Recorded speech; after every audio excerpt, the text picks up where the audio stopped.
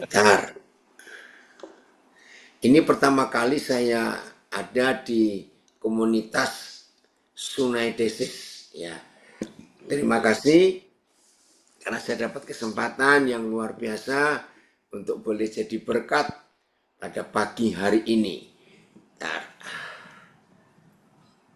Salam kenal bagi saudara yang baru saya kenal. Ya, kami sekeluarga tinggal di Nabire di Papua. Ya, bentar.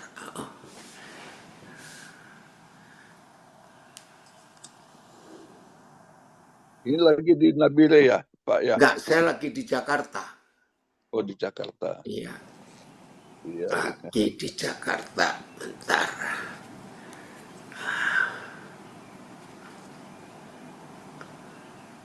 Oke. Baik, lagi sekali salam kenal. Terima kasih untuk kepercayaannya dari Sunai Desis, sehingga saya pagi ini dapat kesempatan untuk boleh berbagi kepada semua saudara. Ya, termasuk ini ada yang dari LA juga ikut hadir, puji Tuhan. Ya, baik. Tema kita hari ini adalah makna Natal. Ya, saudara, kalau kita mendengar kata Natal itu sudah bukan hal yang aneh. Betul ya, itu hal yang biasa. Tapi kalau hari ini kita dapat kesempatan untuk mengenal makna Natal yang sesungguhnya, ini anugerah Tuhan yang luar biasa.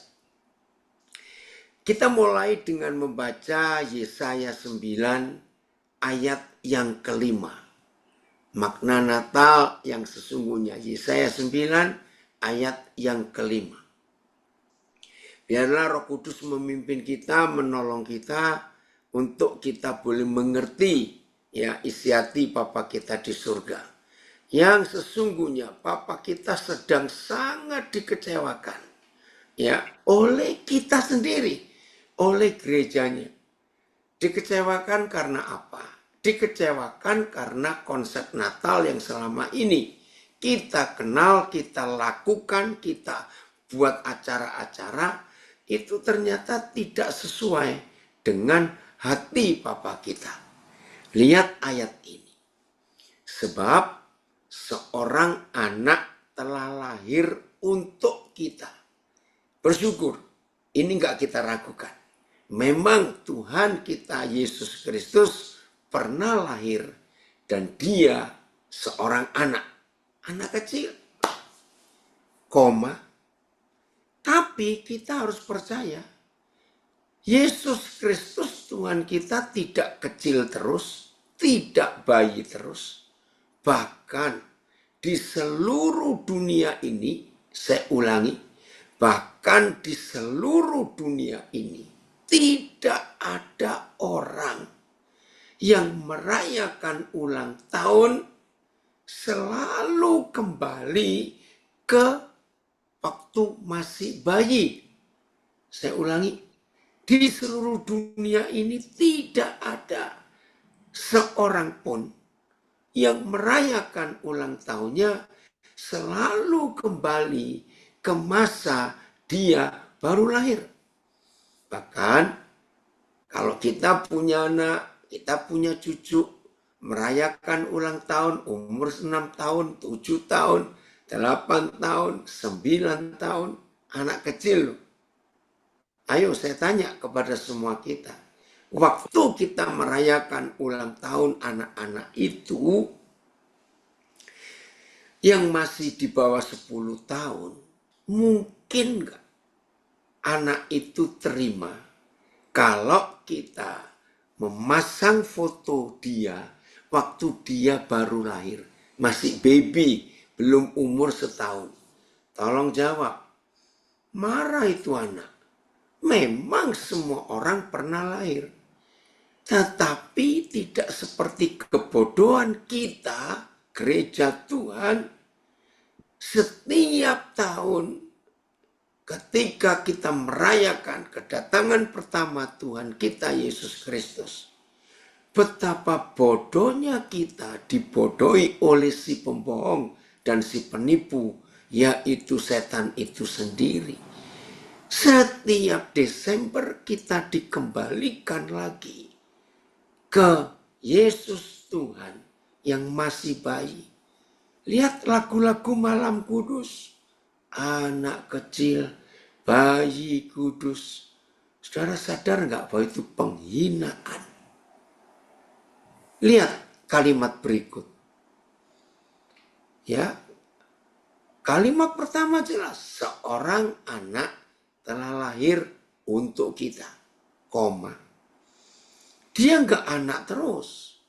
Seorang putra telah diberikan untuk kita. Dari anak menjadi putra. Nanti hambanya Pak Danielian bisa melihat dari Alkitab Mandarin. Dan semua Alkitab bahasa apa saja. Kalau ibu bapak orang Toba, baca Alkitab bahasa Toba. Kalau saudara orang Karo, cari Alkitab Karo. Orang Jawa, orang apa saja, ada bahasa yang kita punya. Jadi dari seorang anak, Yesus menjadi putra. Karena enggak anak-anak terus. Setelah dia dewasa menjadi putra, ada fase ketiga. Dan fase ketiga ini ditulis oleh kuasa Roh Kudus lewat Nabi Yesaya. Lambang pemerintahan ada di atas bahunya. Saudara bayangkan, ikut gabung. Lambang pemerintahan ada di atas bahunya. Nah, Roh Kudus memberitahu saya hal ini sangat-sangat indah. Ternyata satu-satunya sistem yang dipakai sama di seluruh dunia itu sistem militer. Saudara perhatikan ini. Sistem militer ini adalah satu-satunya yang diikuti, dianut ya oleh seluruh bangsa di dunia, negara apa saja. Masing-masing negara di dunia itu punya sistem politik berbeda, sistem keuangan, sistem pendidikan, sistem kesehatan, sistem apa saja itu beda. Tergantung konstitusi negara itu. Tapi sistem militer ini sama. Wih, ini luar biasa. Dan ini yang ditulis oleh Nabi Yesaya. 800 tahun sebelum Yesus lahir. Dan sistem ini berlaku sampai hari ini. Ayo kita renungkan. Walaupun tidak semua kita pernah ya ikut jadi anggota militer, tapi kita semua tahu sistem ini. Saudara, dalam penjelasan tingkat kepangkatan di atau jenjang di militer, itu ada dua tempat. Satu lengan, ya lengan ya, tahu ya, ada di lengan ini. Lalu yang kedua itu di pundak, di bahu. Nah, coba renungkan. Seberapa banyak tanda di lengan. Wih, dari atas, jejer-jejer ke bawah. Kalau dibandingkan dengan seorang, ya, dengan seorang yang ada satu tanda saja di bahunya. Saudara bayangkan. Ya nak, ini ada anak saya tanya, kok nggak tidur? Karena dia tahu semalam saya masih ada pelayanan. Ya tidurlah, ini pagi kok di sini. Saudara tahu bedanya? Yang jejer-jejer di lengan, woi banyak sekali. Dengan tanda satu saja di bahu atau di pundak. Saya harap saudara mengerti. Lihat, bagaimana setan si penipu, si pembohong itu berhasil membohongi gereja lebih dari 2000 tahun. Masa ada orang bodoh lebih dari 2000 tahun masih dipelihara kebodohan itu? Maaf saya pakai kata kasar ini. Ampun kami Tuhan, ampuni kami. Inilah makna Natal yang dihapus di dalam gereja oleh si jahat itu. Jadi Yesus Tuhan memang pernah lahir. Seorang anak diberikan kepada kita. Tapi dia nggak anak terus, nggak orok terus, orang Betawi bilang. Dia jadi putra. Tapi setelah putra, anak laki-laki, pemuda, naik lagi. Lambang pemerintahan ada di atas bahunya. Berarti dari bayi yang lahir 2000 tahun lebih yang lalu, dia menjadi dewasa.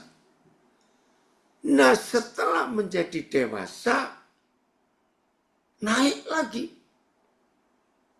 Dialah raja segala raja. Kita buka Wahyu pasal 1. Woi, anak saya hadir. Grace masih di Bandung atau sudah balik Jakarta, nak? Ya.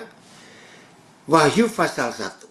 Mulai ayat 13. Wahyu 1 mulai ayat 13.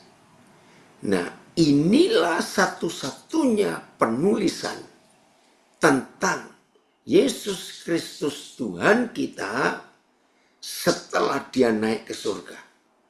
Saya ulangi, inilah satu-satunya penulisan di bagian seluruh Alkitab yang memberitahu kita siapa Yesus Tuhan kita, posisinya, otoritasnya, ya situasinya setelah dia naik ke surga. Nah, ini sudah lewat Natal ini, karena naik ke surga. Dan di tengah-tengah kaki Dian itu ada seorang serupa anak manusia. Nah, kita nggak usah meragukan.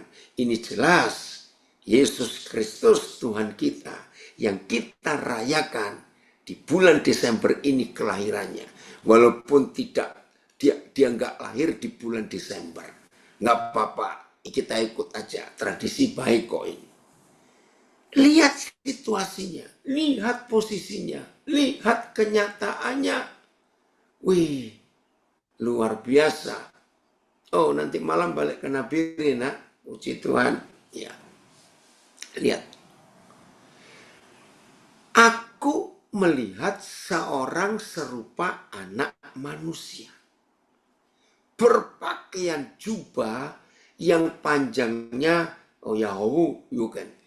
yang panjangnya sampai di kaki. Ini situasi yang pertama dilihat oleh Rasul Yohanes yang sangat dekat kepada gurunya dibanding 11 murid yang lain.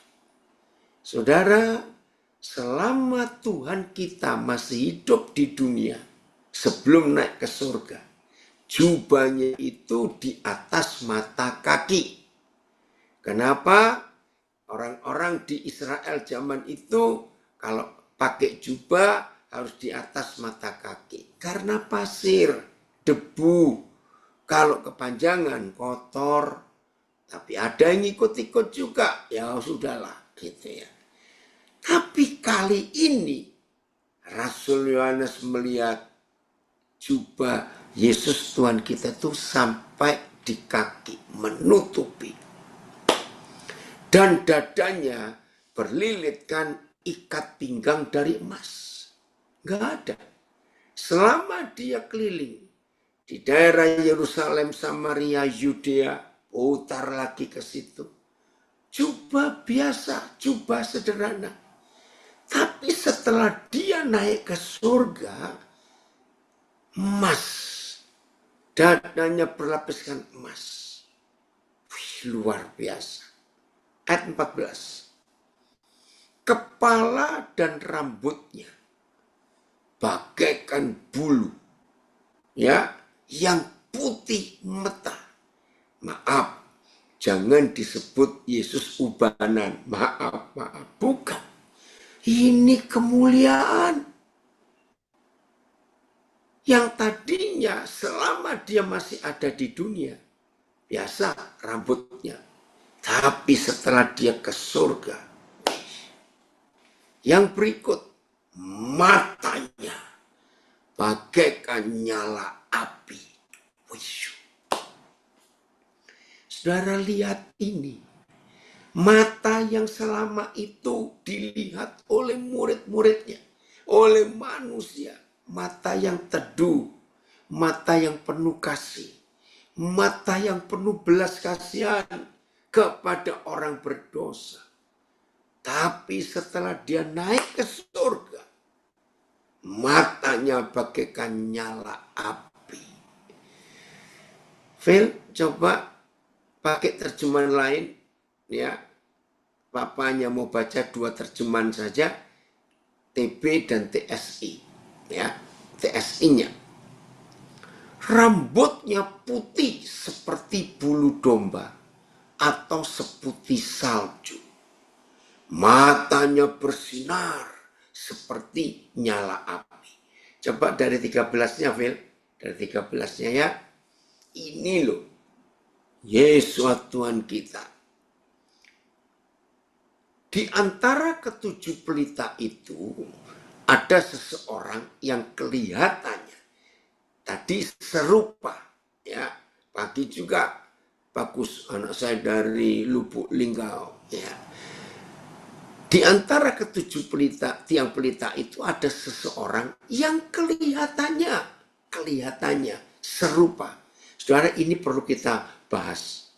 Mengapa Yohanes murid ini meragukan serupa, ya, dan kelihatannya? Ya karena dia bingung. Yang dia kenal, guru yang dia cintai, nggak begitu keadaannya. Dia memakai jubah yang panjangnya sampai ke kaki dan ikat pinggang emas yang sangat lebar hingga sampai ke dada. Ayat 15. Ya, ayat 15. Ini loh Yahweh Tuhan kita Yesus yang sudah naik ke surga. Begitu luar biasa. Dan kakinya mengkilap bagaikan tembaga membara di dalam perapian. Saudara, selama itu Tuhan kita Yesus selama masih di dunia dikenal kakinya berdebu. Maka itu ketika dia diundang ke rumah Simon orang Farisi di Lukas 7. Dia menegur Simon. Waktu aku datang, kamu gak cuci kakiku. Tetapi wanita ini, begitu dia masuk, dia membersihkan debu kakiku dengan air matanya. Dan dia mengeringkan air mata di kakiku dengan rambutnya. Itu Yesus Tuhan kita sebelum dia naik ke surga. Tapi setelah dia naik ke surga, setelah ada lambang pemerintahan di atas bahunya, dia itu raja segala raja. Woi, dari Jerman juga Guten Abend. Saudara perhatikan, dari Gießen ya, ikut belajar. Kakinya nggak berdebu lagi, tapi membara bagaikan seperti tembaga membara dalam perapian. Mata yang tadinya lembut, penuh kasih sayang, berubah matanya berapi. Sekarang tadinya suara gembala yang lembut, kecuali kepada orang-orang Farisi, imam-imam, para munafik itu suaranya menggelegar. Karena dia marah. Tapi yang lain suaranya lembut. keadaan yang lain. Tapi ketika dia sudah naik ke surga dan Yohanes melihat suaranya bagaikan desau air bah. Saudara perhatikan bagaimana keadaan ini mengerikan sekali. Wih, berubah total. Saudara, itulah Tuhan kita. TSI-nya. Ya, TSI. Kakinya kelihatan seperti pijaran tembaga saat dimurnikan di dalam api yang sangat panas. Suaranya keras seperti bunyi air terjun raksasa. Woi, nggak bisa bayangkan ya suara seperti itu. Ayat 16. Masih ada lagi yang terlihat dari Yesus Tuhan kita setelah dia naik ke surga. Dan di tangan kanannya ia memegang 7 bintang. Tadinya waktu masih di dunia, Tuhan kita di tangan kanannya memegang tongkat gembala. Tapi setelah naik ke surga, ada tongkat ya yang berupa 7 bintang. Sekali lagi, dalam dunia militer, hanya seorang jenderal yang boleh memegang tongkat komando. Hebat ya? Maka itu saya katakan, ternyata sistem militer ini dipakai sama di seluruh dunia. Tapi Yesus yang hebat ini setelah naik ke surga, di tangan kanannya ada 7 bintang. Ini otoritas tertinggi. Dan dari mulutnya keluar sebilah pedang tajam bermata 2. Yang tadinya mulutnya keluar kata-kata lembut, kata-kata penuh kasih, kata-kata yang menghibur, kata-kata yang menasihati. Tapi setelah dia kembali ke surga, dari mulutnya keluar sebilah pedang, ada pedang yang tajam bermata 2. Tadinya wajahnya wajah gembala, wajah yang penuh kasih. Tiba-tiba setelah dia naik ke surga, wajahnya bersinar-sinar bagaikan matahari yang terik. Bayangkan saudara, TSI-nya ini ya yang ada di hidup Tuhan kita Yesus setelah naik ke surga.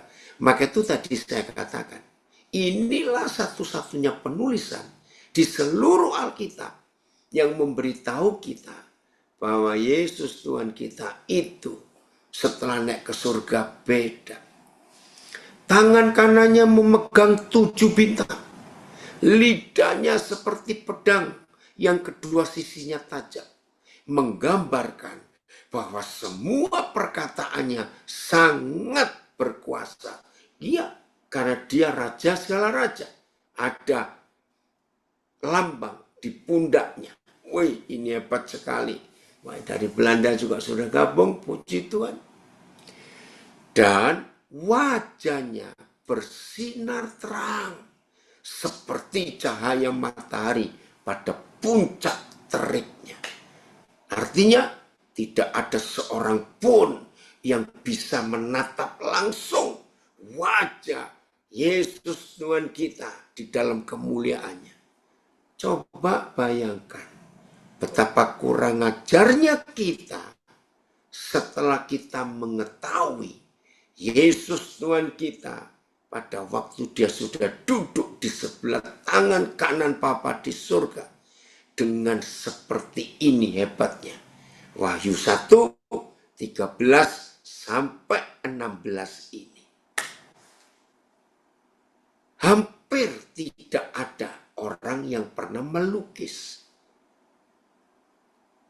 tulisan ini. Bahkan Michelangelo, orang Italia yang luar biasa, lukisannya tentang Alkitab hebat.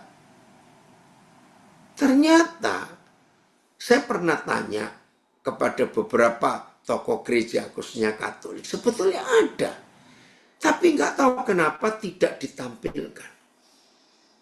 Nah ini Yesus Tuhan kita yang kita rayakan. Natal itu.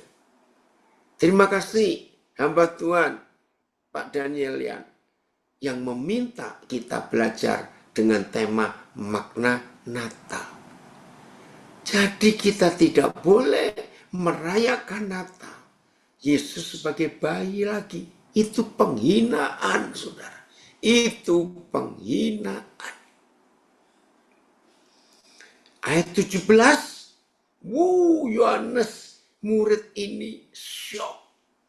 Gak nyangka Tuhannya, gurunya, gembalanya yang dia kasih setelah ke surga berubah. Ketika aku melihat dia. Ingat tadi di ayat 13. Dia meragukan. Maka itu tertulis dalam terjemahan baru serupa anak. Lalu TSI-nya kelihatan seperti Yesus. Kelihatan seperti. Kenapa? Ya karena dia ragu-ragu. Yang aku kenal gak begitu dulu. Kenapa sekarang bisa berubah? Ayo kita pelajari ini. Ketika aku melihat dia. Jadi gak ragu lagi. Itu Tuhannya. Itu gurunya. Itu gembalanya. Yang dia sebagai satu-satunya murid yang bisa bersandar di dada Yesus. Akhirnya dia yakin, itu dia. Tersungkurlah aku di depan kakinya. Sama seperti orang yang mati. Karena syok. Nggak menyangka Tuhan yang pernah dia kenal di dunia. Tapi setelah dia kembali ke surga, sedahsyat itu. Maaf saya katakan lagi. Hancurkan di rumah kita masing-masing. Patung-patung Yesus yang masih bayi. Ada yang digendong lagi. Itu kurang ajar. Hancurkan semua gambar-gambar Yesus masih bayi. Itu penghinaan. Saya mau tanya. Ada yang berani di tempat-tempat resmi kita memasang foto presiden waktu masih bayi dan foto wakil presiden waktu masih bayi, walaupun kedua orang penting di Indonesia itu pernah lahir? Tolong jawab. Yohanes yang begitu dekat saja syok sampai seperti orang yang mati. Karena gak menyangka Tuhannya, gembalanya, gurunya sedahsyat itu. Maka itu kalau ada di antara kita yang sedang bergabung ini, di pelajaran pagi ini, ya malam yang ada di Eropa, ada yang melukis gak? Tolong, buatkan lukisan tentang Wahyu 1, 13 sampai 16 ini. Tetapi ia meletakkan tangan kanannya di atasku. Yesus masih yang hebat ini. Lalu berkata, jangan takut. Aku adalah yang awal dan yang akhir. TSI-nya luar biasa ini, saudara. Ketika aku melihat dia, saya langsung tersungkur di hadapannya. Dan merasa seluruh kekuatan saya hilang. Lemes. Sampai mati mendadak. Terjemahan TSI-nya tajam. Lalu tangan kanannya menyentuh saya. Dan dia berkata, jangan takut. Akulah yang pertama dan yang terakhir. Sebab aku selalu ada. Aku ada sebelum penciptaan.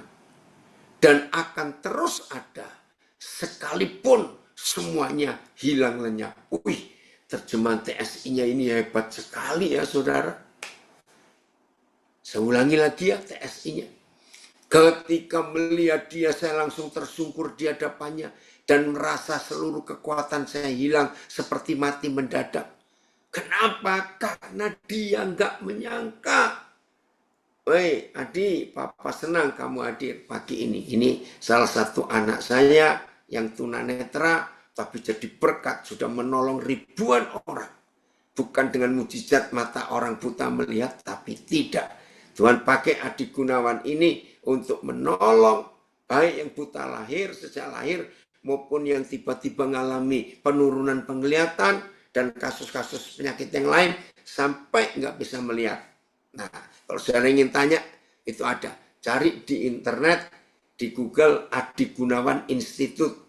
Tapi yang di Malang, karena ada di Google ada 2 kata Adi Gunawan Institute. Ini orang hebat. Ya, kalau ada di antara saudara yang punya kenalan, punya keluarga, punya sahabat yang sedang masalah dalam penurunan penglihatan, hubungi orang hebat ini.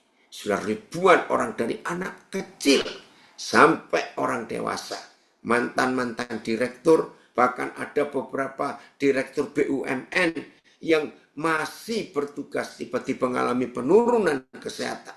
Tuhan menolong lewat Adi Gunawan ini. Hebat sekali. Pakai teknologi dengan HP saja. Saudara, Adi Gunawan ini, anak saya ini tunanetra. Tapi bisa main game, bayangkan. Dan gamenya bukan game yang enteng-enteng, game yang berat. Saya pernah melihat langsung. Wih, hebat sekali. Nah, itu ya. Jadi, kalau kita pernah syok sampai seperti mau mati atau hilang semua kekuatan kita, lemes. Karena Yohanes sendiri bingung.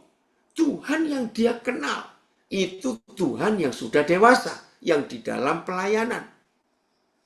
Tapi begitu dia kembali ke surga, tertulis jelas di 3-4 ayat ini. Wahyu 1, 13, 14, 15, 16. Jelas sekali. Maka itu, ayo, Adi baca itu, dikasih semangat dari Belanda. Semangat Adi Gunawan, jadi berkat untuk ribuan orang. Betul.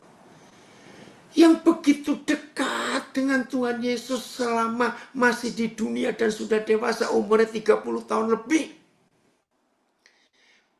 Tapi ketika melihat yang sesungguhnya di surga, dia bisa syok, ketakutan sampai mau mati. TSI-nya di Filipus belum selesai. Bayangkan. Ayo kita bertobat. Memaknai Natal dengan konsep yang benar. Hebat sekali. Dan dia berkata, jangan takut. Akulah yang pertama dan yang terakhir. Sebab aku selalu ada. Aku sudah ada sebelum penciptaan dan akan terus ada. Keren ini. Sekalipun semuanya hilang lenyap. Hebat bukan? Ingat lambang pemerintahan di atas baunya. Enggak bayi terus, enggak pemuda terus. Kita lihat hidup Bartimius. Markus 10. Ayat berapa itu, Phil? Coba cari tentang Bartimius. Saudara, ini ada orang buta di perjanjian baru namanya Bartimius. Di dalam istilah Yahudi, bar ya itu menunjukkan kata malang, nasib tidak baik. Jadi kalau ada orang seperti Bartimius lahirnya buta, maka harus tambahan kata bar di depan namanya. Jangan, coba mulai 45-nya, Phil. Jangan langsung. Markus, ya, Cimeng, apa kabar Cimeng? Ya, senang sekali ini ketemu. Ya. Oke, ada kesaksian dari Belanda. Pelajaran tentang Natal ini merubah cara pandang saya tentang Natal. Betul, terima kasih untuk pencerahannya. Rondi, selamat pagi juga. Lalu tibalah Yesus dan murid-muridnya di Yeriko. Markus 10 ya, mulai 46. Dan ketika Yesus keluar dari Yeriko, bersama-sama dengan murid-muridnya, dan orang banyak yang berbondong-bondong. Ada seorang pengemis yang buta bernama Bartimius, anak Timius. Duduk di pinggir jalan. Ketika didengarnya, jelas. ketika si buta ini mendengar, yang rame-rame itu adalah rombongan Yesus orang Nazaret. Perhatikan. Bartimius tahu itu yang rame-rame ini adalah rombongan Yesus orang Nazaret. Jelas. Mulailah ia berseru, Yesus anak Daud, kasihanilah aku. Saudara pernah tanya enggak? Mengapa yang diketahui, dikenal oleh Bartimius, Yesus itu orang Nazaret. Bahkan 99,99% penduduk Yerusalem pada zaman itu atau penduduk Israel pada zaman itu mengenal Yesus itu memang orang Nazaret. Tidak salah. Tapi mengapa waktu dia berseru, tidak berseru, Yesus orang Nazaret, kasihanilah aku. Tetapi dia berseru beda, Yesus anak Daud, kasihanilah aku. Saudara, saya lupa tahun berapa, kira-kira awal 80-an, akhir 70-an. Tiba-tiba Roh Kudus menanyakan saya, Daniel, coba kamu periksa. Apa bedanya Yesus orang Nazaret dan Yesus anak Daud? Saya kaget juga. Kok saya nggak pernah tahu ya? Baca berkali-kali, bahkan saya ini guru sekolah minggu hampir 14 tahun. Oh, kalau menceritakan kisah Bartimius sudah di luar kepala. Iya, kenapa kok bukan Yesus orang Nazaret yang dipanggil oleh Bartimius, tapi Yesus anak Daud? Shalom dari Sydney, ikut gabung juga. Saudara perhatikan ini. Ternyata ada perbedaan yang luar biasa. Saya mau berkata kalimat yang tidak baik ini. Supaya tema kita makna Natal ini jadi kenyataan. Ternyata Bartimius si buta mata jasmaninya, tetapi melek jelas mata hatinya. Saya ulangi. Si buta ini buta mata jasmaninya, tetapi mata hatinya tidak buta. Luar biasa bukan? Ini bedanya. Kalau dia memanggil Yesus orang Nazaret, kasihanilah aku, berarti dia sedang memanggil tukang kayu. Karena Yesus itu dari Nazaret adalah tukang kayu. Maka kalau Bartimius memanggil Yesus orang Nazaret, maka dia dapat seperangkat meja kursi kayu, lemari kayu, tempat tidur kayu. Karena yang dipanggil Yesus orang Nazaret. Tapi kalau dia memanggil Yesus anak Daud, kasihanilah aku, berarti dia sedang berurusan dengan seorang raja karena anak Daud. Ampuni kami Tuhan yang membagikan Yesus terus. Sehingga saya punya istilah begini. Ternyata kebodohan gereja karena dibodohi oleh si penipu dan si pembohong itu. Gereja yang sudah 2000 tahun lebih di dunia ini ternyata mengenal Yesus hanya sebagai bayi yang gak pernah berumur setahun saja, gak nyampe. Ini saya buktikan. Kalau dia memang lahirnya 25 Desember, oke lah. Nggak apa-apa. Berarti waktu tanggal 25 Oktober, dia umur 10 bulan. Ya. Oi, Yul, jadi sudah ketemu Mama semalam? Ya. Saudara perhatikan. 25 November dia umur 11 bulan. Ketika mau ulang tahun 25 Desember, betapa kurang ajarnya kita menghina dia habis-habisan. Kembali menyanyikan anak kecil, anak kudus. Ini penjahat, saudara, di mata Tuhan. Untung Tuhan Yesus itu sabar. Walaupun tiap Desember dikecilkan, dibayikan lagi, bayi kudus lagi. Tapi saya mewakili. Setelah kita baca Wahyu 1, 13 sampai 17 tadi. Stop. Kiranya yang masih bodoh-bodoh, ini Natal terakhir. Saudara membayikan dia lagi, bertobat. Kembalikan dia di posisi yang asli ada di surga sejak dia naik ke surga. Yang tertulis jelas di Wahyu 1, 2 ayat 13 sampai 17. Saudara, ayo bertobat. Pantas 99% lebih gereja Tuhan di dunia selalu kalah dengan si setan.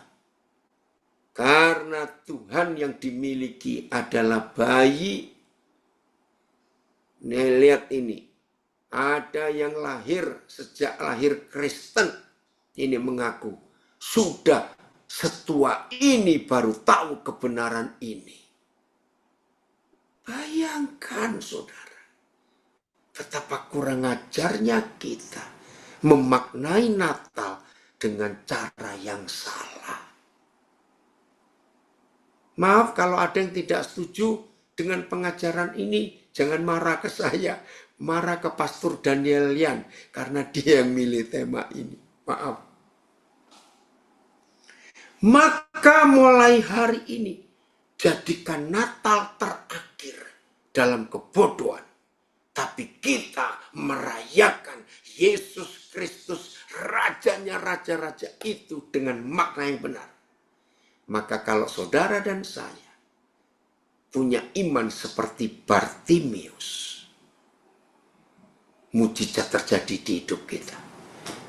Kalau dia menyebut Yesus orang Nazaret, nggak melek dia, tetap buta.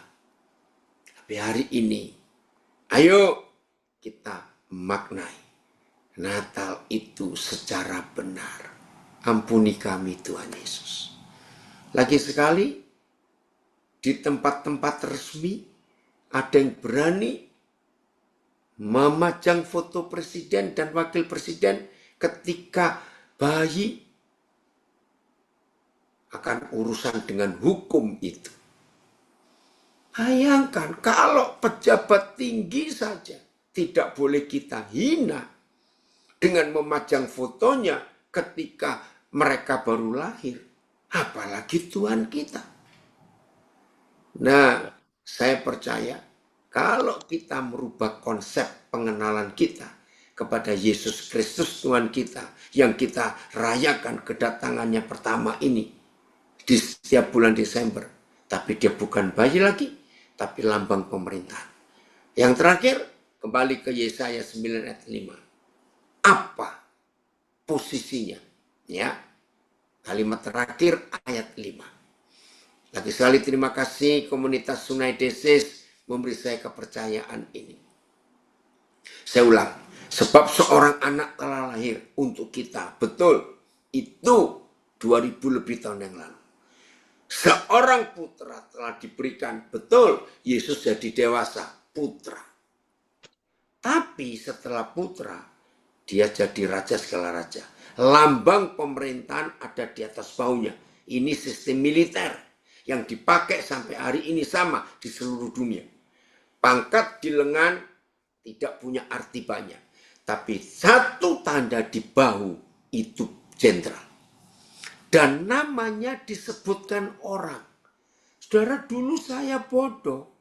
Saya pikir Papa di surga yang memberi Yesus nama penasihat ajaib, Tuhan yang perkasa, Bapa yang kekal, Raja damai. Itu konsep saya dulu waktu masih bodoh. Tapi setelah Roh Kudus bongkar kebodohan saya dengan Yesaya 9 ayat 5 saya bertobat. Ternyata nama-nama yang hebat dari Yesus Tuhan kita itu bukan Bapa Yahweh yang memberi, tapi namanya disebutkan orang. Jadi orang yang memberi nama ini penasihat ajaib. Kenapa disebut penasihat ajaib? Ya karena dia suka menasihatin orang. Ayo, kita dapat julukan apa di antara orang-orang? Ada orang yang punya julukan, oh dia tukang ngutang, oh dia tukang gosip, ada. Tapi orang menyebut Yesus penasihat ajaib, Tuhan yang perkasa, Bapa yang kekal, Raja damai. Itu yang dilihat orang. Dan catat, penulisan ini ada 800 tahun sebelum dia lahir. Nah sekarang setelah dia naik ke surga, dia bukan bayi, bukan anak muda, pemuda lagi, tapi raja segala raja. Penasihat ajaib, Tuhan yang perkasa, Bapa yang kekal, Raja damai. Ayo, nama-nama ini harus nempel di hidup kita. Saya ulangi, nama-nama ini harus nempel di hidup kita. Sehingga orang-orang kalau bertemu kita, mereka akan menyebut, oh itu penasihat datang. Wih, aku lihat di hidupmu ada Tuhan yang perkasa. Waduh, ada sikap sifat Bapa di hidupmu. Waduh, kamu datang itu membawa damai. Kalau nama-nama ini sudah nempel di hidup saudara dan di hidup saya, sehingga kemanapun kita hadir di situasi seperti apapun, maka orang akan melihat Yesus di hidup kita sebagai penasihat ajaib, sebagai Tuhan yang perkasa, sebagai Bapa yang kekal, dan sebagai pembawa damai. Bayangkan kalau ini yang terjadi, bumi jadi sama seperti surga. Amin. Inilah makna Natal. Kiranya kita bertobat dari kebodohan kita. Tuhan Yesus memberkati kita semuanya. Shalom, saya kembalikan kepada Pak Daniel Yan.